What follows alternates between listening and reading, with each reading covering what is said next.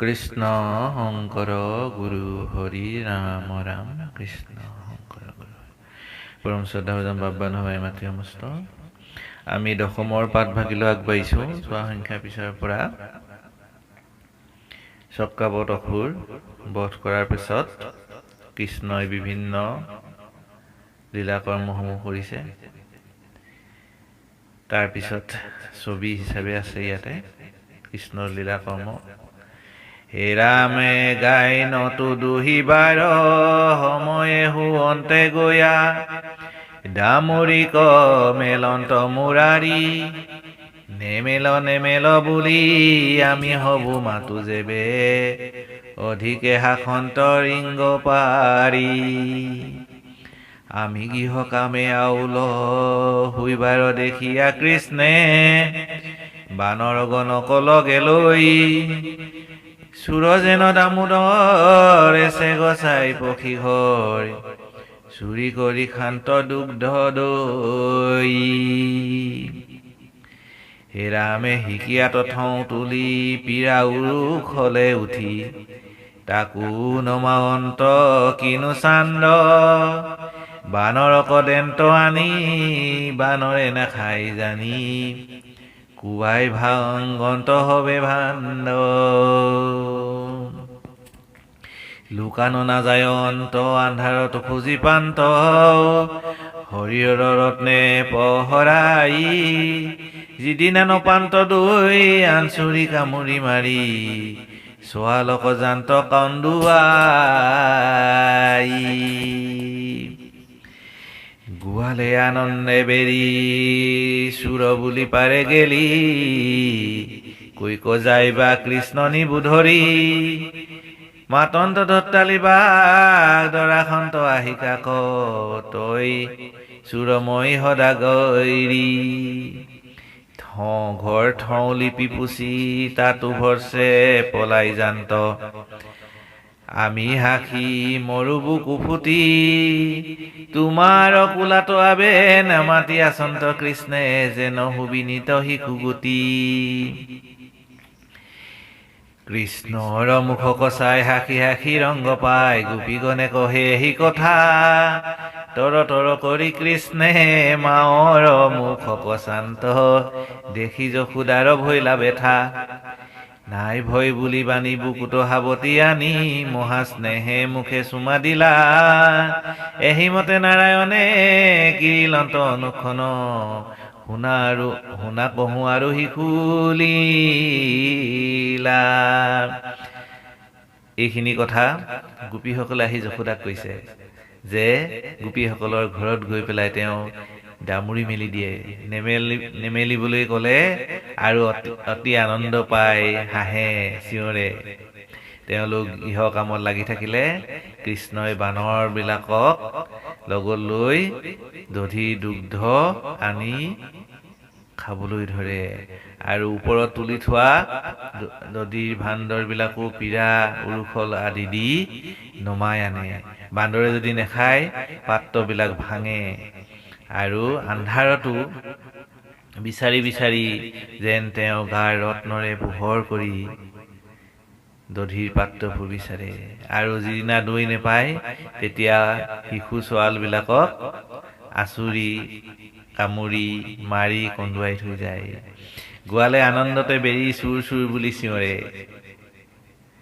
আৰু কৃষ্ণৰ লগত বিভিন্ন ৰং আনন্দ কৰে। ঘৰ লিপি কুচি পৰিষ্কাৰ কৰি থয়, তাত গৈ কৃষ্ণই অপৰিষ্কাৰ কৰি থৈ আহে। আৰু এতিয়া এই কৃষ্ণই চোৱা মা যশোদা তোমাৰ কোলাত যেন একো নজনা শিশুটি হৈ আছে। কৃষ্ণৰ মুখ চাই হাঁহি হাঁহি আনন্দ মনে গোপীসকলে এই কথাবোৰ কৈছে আৰু কৃষ্ণই মাকৰ মুখলৈ চাই আছে। যশোদাই কৈছে চিন্তা নকৰিবা, তুমি ভয় নকৰিবা, সেই বুলি কৃষ্ণক বুকুত সাৱটি ধৰি চুমা দিছে। এইদৰে কৃষ্ণই নানা ক্ৰিয়া কৰিছে, শিশুলীলাবিলাক কৰিছে, গোপীসকলক আনন্দ প্ৰদান কৰি আছে কৃষ্ণ। হে ৰাম এহিমতে কৃষ্ণহে কিৰিয়া আচন্তে পাছে গোপ শিশু যাকে কৃষ্ণে মাতি শান্ত বুলি গেৰি পাৰৈ যশোদা শুনিলা তাকে খাইবো মুণ্ড বুলি পুত্ৰৰ হাতত ধৰিলা খেদি গোৱালি কেনে মাটি খাইলি বলাই আদি কৰি কহৈ হবে ছোৱালী শুনি ধৰি হৰি মাওক মাতন্ত হবে মিছা মাতয়াই খাইলো মাটি যেবে মুখ চোৱাতেবে দেখান্ত বেন্তবাই পুত্ৰৰ গৰ্ভত সমস্তে জগত যশোদা দেশন্ত পাছে সহাগৰা মহী সূৰ্য বায়ু সূৰ্য শশী তাৰা গণু তৈতে আছে গকুলে সহিতে আপোনাক তৈতে দেখিয়া শংকিত হতি কিবা স্বপ্ন দেখো কিবা দেৱমায়া কিবা ভ্ৰম ভৈলমতি নুহন্তে মানুষ পৰম পুৰুষ জানিয়া লৈলো হৰণ বাক্য মনে যাক তৰ্কিবে নপাৰি প্ৰণামো তানে চৰণ এন্তে মূৰপতি যত গোপগোপী মহিব জেচৰি হতি যাৰ মায়া হেন কুমতি কৰাঐ তেন্তে আবে মোৰ গতি যশোদা জানিল দেখি দুনাই কৃষ্ণে কৰিলা বৈষ্ণৱী মায়া পুত্ৰ বুলি তুলি কোলাত লৈলন্ত কৃষ্ণক নন্দৰ জায়া নিপতি হুকত পুচন্ত কিতপ কৰিলা যশোদানন্দ জগত ঈশ্বৰ যাৰ স্তনপান কৰিলা অতি আনন্দ মুনিও কহন্ত দুন নামে বসু আছিলা নন্দ পূৰ্বত ধাৰা ভাইজা হমে গকুলক গয়া বিধাতাৰা দেশত সেই কালে দুইকো ব্ৰহ্মা বৰ দিলা কৃষ্ণত হৈব ভকতি দুনে নন্দ ভৈলা ধাৰায়ে যশোদা দুয়ো ভৈলা উতপতি পুত্ৰ হৈয়া কৃষ্ণে সাধিলন্ত প্ৰীতি ব্ৰহ্মাৰ পালি বচন নন্দ যশোদাৰ পৰম ভকতি বঢ়াইলন্ত নাৰায়ণ এইদৰে কৃষ্ণই নানা আনন্দ ক্ৰিয়া গোপ শিশুসকলৰ লগত কৰি আছে কৃষ্ণই মাটি খালে বুলি শিশুসকলে চিঞৰি চিঞৰি যশোদাক ক'লে বলোৰামেও ক'লে কথা শুনি যশোদাই ৰ আজি তোৰ মোৰ খাম বুলি কৃষ্ণক খেদিবলৈ ধৰিলে কিয় তই মাটি খালি বলাইকে আদি কৰি সকলোৱে দেখোন মাটি খোৱা বুলি কৈছে শুনি কৃষ্ণই ভয়তে ক'বলৈ ধৰিলে হে মা সকলোৱে মিছা কথা কৈছে মইতো মাটি খোৱা নাই এই বুলি তেওঁ মুখ মেলি দিলে গৰ্ভৰ ভিতৰতে যশোদাই সমস্ত জগত দেখা পালে সাগৰ পৃথিৱী সূৰ্য বায়ু চন্দ্ৰ তৰা গকুল সহিতে আপোনাকো নিজকো দেখা পালে কিবা স্বপ্ন নেকি বুলি তেওঁ কিবা ভ্ৰম হৈছে বুলি ভাবিলে আৰু তেওঁ ঈশ্বৰক স্মৰণ কৰিবলৈ ধৰিলে যশোদাই গম পালে যে কৃষ্ণ সাধাৰণ মানুহ নহয় তেওঁ যেন সমস্ত জগতৰ গৰাকী এই কথাটো যশোদাই উপলব্ধি কৰিবলৈ ধৰিলে তেওঁক চিন্তা কৰি তেওঁৰ কথা জানি বুজি শেষ কৰিব নোৱাৰি এই কথাটো যশোদাই গম পালে তথাপিতো কৃষ্ণই বৈষ্ণৱী মায়া কৰি তেওঁক এই সকলোবিলাক কথা পাহৰাই দিলে পুনৰ কৃষ্ণই যশোদাৰ কোলাত উঠিল পুত্ৰ বুলি যশোদাই কৃষ্ণক কোলাত ল'লে সুকে এই কথাখিনি কৈ থাকোঁতে পৰীক্ষিতে সুধিলে যে নন্দ যশোদাই কি পুণ্য কৰিলে যাৰ কাৰণে কৃষ্ণই আহি নন্দ যশোদাৰ গৃহত লীলাকৰ্ম কৰিছে যশোদাৰ স্তনপান কৰিছে তেতিয়া হুকমুনিয়ে ক'লে দুৰ্ণ নামে বসু আছিল পূৰ্বত আৰু ধাৰা তেওঁৰ ভাইজা আছিল দুয়োকে ব্ৰহ্মায়ে বৰ দিছিলে যে কৃষ্ণত ভকতি হ'ব এই দুৰ্ণে আহি নন্দ হ'ল আৰু ধাৰাই যশোদা হ'ল দুয়ো কৃষ্ণই ব্ৰহ্মাৰ বচন পালন কৰিবৰ অৰ্থে ইয়াত আহি আনন্দ প্ৰদান কৰি তেওঁলোকৰ প্ৰতি সদয় হৈ তেওঁলোকৰ ভক্তিত তুষ্ট হৈ ব্ৰহ্মাৰ বচন ৰাখি ইয়াতে লীলা কৰ্মসমূহ কৰি দুয়োকে উদ্ধাৰ কৰিছেহি কৃষ্ণ। ছবি হে ৰামে শুনিওক সৰ্বজন কৃষ্ণ তৰ পিয়া মন ভকতিৰ দেখিও মহত ব্ৰহ্মাহৰ আদি দেৱ যাক সদা কৰৈ হেব তাংক গোপী পাইলে গৃহত যোগীগণে ধ্যান কৰি প্ৰবন্ধে সমাধি ধৰি সদায়ে চৰণ চিন্তু ইজাৰ বুদ্ধিৰ গোচৰণৈ ভকতিতে বৈশ্য হৈ তেন্তে পুত্ৰ ভৈলা যশোদাৰ যিটো দেৱ ভগৱন্ত নাই যাৰ আদি অন্ত বেদেও নপান্ত যাৰ সীমা তেন্তে বৈশ্য ভকতিত হেনকে ভকতিহিত ভকতিৰ কি কৈব মহিমা জানি এৰা আনমতি ভকতিত কৰাৰতি ভকতিহে হাদিবে কল্যাণ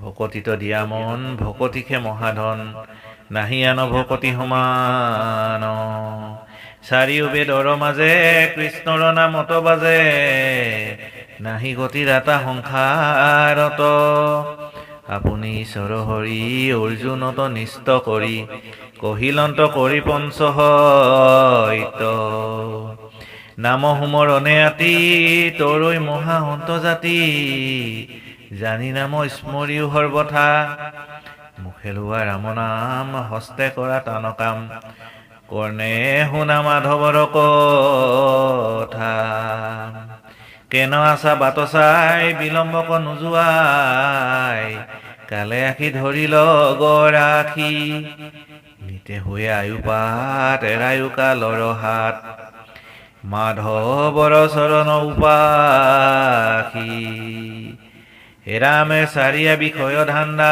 ৰাম নাম গলে বান্ধা জানি হব শাস্ত্ৰৰ যুগুতি কৃষ্ণৰ কিংকৰে ভনে ৰাম নাম ঘোষা গণে ঘনে তেবে পাইবা হাততে মুকুতি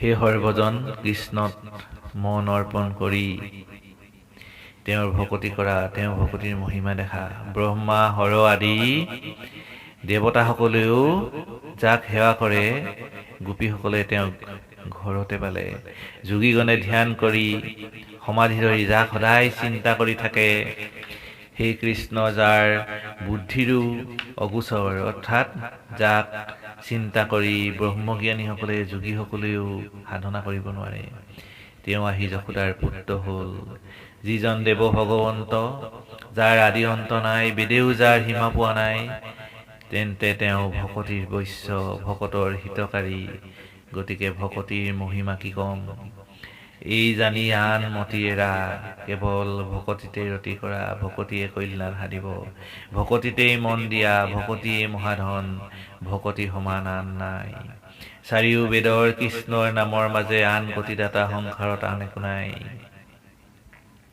নিজেই হৰিয়ে কৃষ্ণই অৰ্জুনক নিষ্ট কৰি পঞ্চহত্য কৰি কৈছে যে নাম সুমৰণতে অতি মহা অন্তজাতিও সকলোৱে উদ্ধাৰ হ'ব পাৰে সেই কাৰণৰ মুখে ৰাম নাম লোৱা আৰু হাতে তেওঁৰ কাম কৰা আৰু কাণে ঈশ্বৰৰ কথা শুনা কিয় বাট চাই আছা সময় গৈ আছে কালে আহি কেতিয়া ধৰে তাৰ কোনো ঠিক নাই দিনে দিনে আমাৰ আয়ুসবোৰ গৈ আছে কালৰ হাত এৰাবৰ কাৰণে মাধৱৰ চৰণ অপেক্ষা কৰা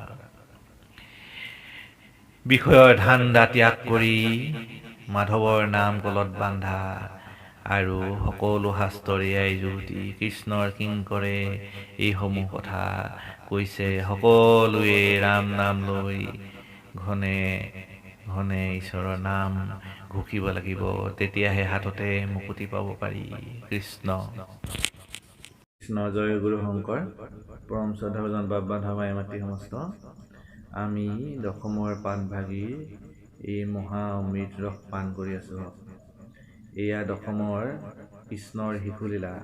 কৃষ্ণই লীলাসমূহ কৰি নন্দ যশোদাৰ ঘৰত গকুলত সকলোকে আনন্দ প্ৰদান কৰি আছে। এই কথা পৰীক্ষিতে সুখদেৱক সুধিছে যে কি পুণ্য কৰিছে নন্দ যশোদাই, কি পুণ্য কৰিছে গোপ গোপীসকলে, কি পুণ্য কৰিছে বৃন্দাবনৰ তিন তৰুলতাই।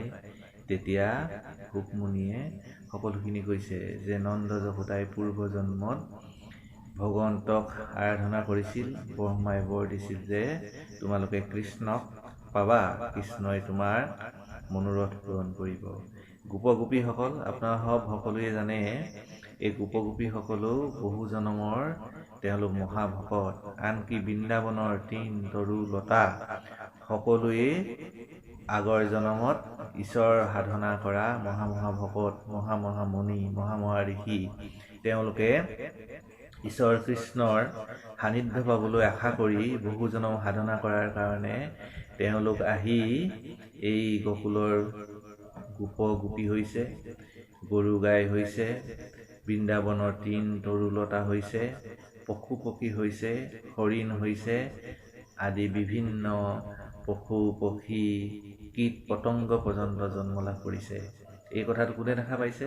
এই কথাটো ব্ৰহ্মাই দেখা পাইছে। যেতিয়া ব্ৰহ্মাই গৰু গাইসমূহ চুৰ কৰি লৈ গৈ ব্ৰহ্মা যেতিয়া আহি পুনৰ দেখা পালে যে বৃন্দাবনত থকা সকলো দেখোন চতুৰ্ভুজ। অনন্তৰে ব্ৰহ্মা আহি ভৈলা বিমোহিত, সবে দিব চতুৰ্ভুজ ৰূপ বিপৰীত। তেওঁ গৰু গাইবোৰে চুৰ কৰিছিলে। বৃন্দাবনৰ তিন তৰুলতা পৰ্যন্ত সকলোবিলাকে ঈশ্বৰৰ ৰূপ ধৰি আছে। অৰ্থাৎ তেওঁলোক মহাভকত। ঈশ্বৰক চিন্তা কৰোঁতে কৰোঁতে, ঈশ্বৰক ভক্তি কৰোঁতে কৰোঁতে, ঈশ্বৰৰ গুণলীলা শুনোতে শুনোতে, আচৰণ কৰোঁতে কৰোঁতে সকলোৱে ঈশ্বৰৰ ৰূপ পাইছে।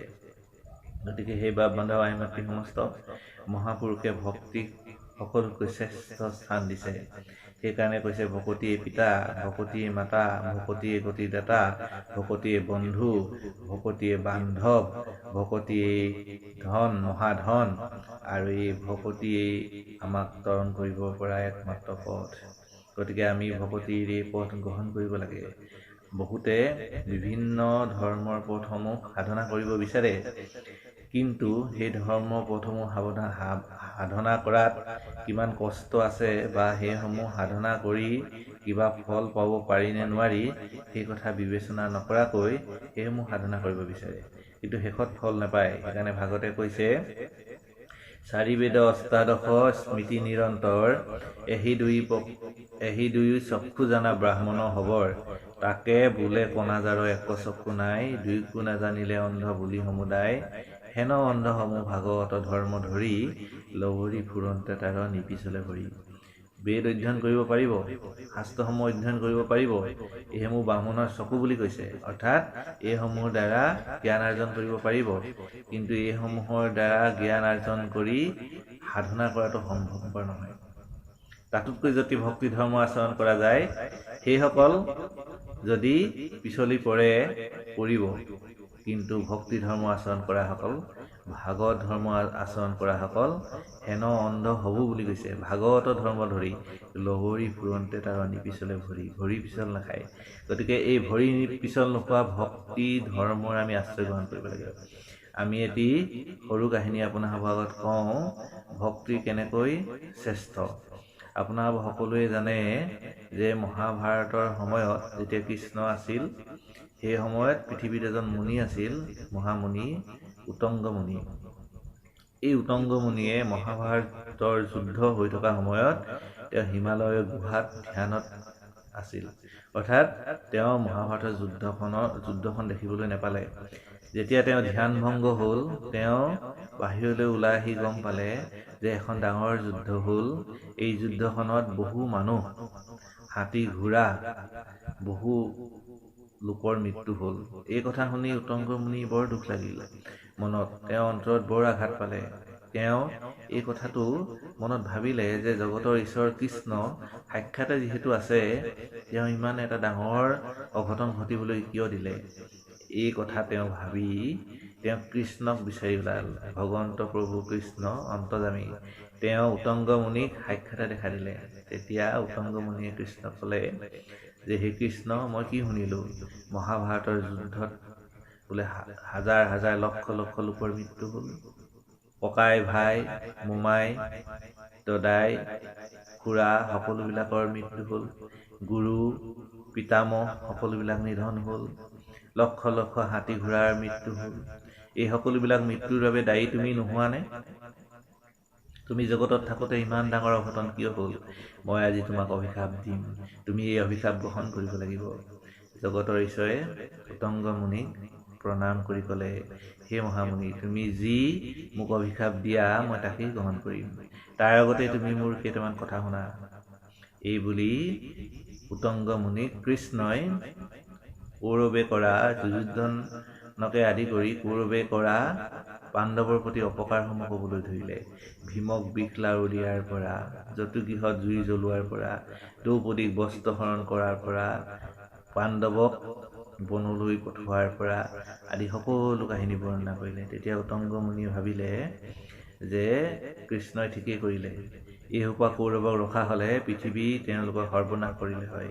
জগতৰ ঈশ্বৰে নিশ্চয় ভুল নকৰে, তেওঁ ভাল কৰ্মই কৰিছে।